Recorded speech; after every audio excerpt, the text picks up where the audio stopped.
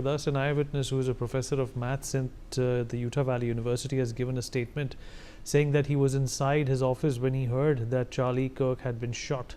He further stated that he had looked up Charlie Kirk on YouTube and he had some controversies.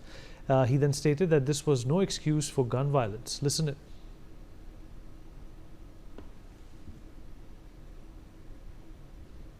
Let me go to my colleague Aditya, who's also with us on the broadcast. Aditya, first of all, try and apprise our viewers of what's happening in terms of the actual shooter who's at large at this point in time.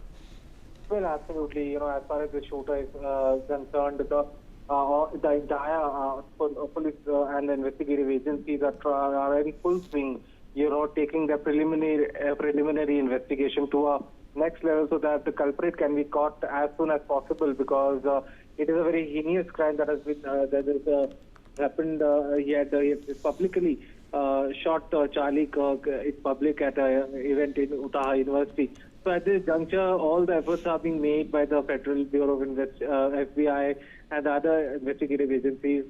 They are working day and night to nab the shooter who did this, and this speaks volume of the gun laws, you know, that are prevalent in the United States since long. You know, we have seen such incidents of gun violence in the past also on college and college campuses across the United States of America. So now, post this incident, there could be a rethink of how these gun laws need to be reframed in the United States.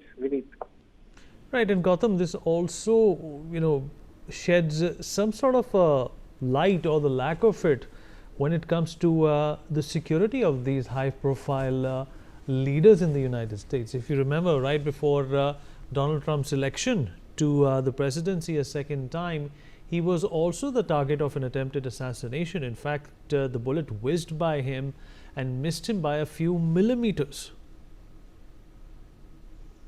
Well, it actually hit his ear, and it so happened that he turned his head to point towards a placard that he wanted people to see, and that's what saved his life. Twice, there were two attempts, one on the golf course, one again a roof shooter who missed him by a hair, but killed another policeman who was right beside him.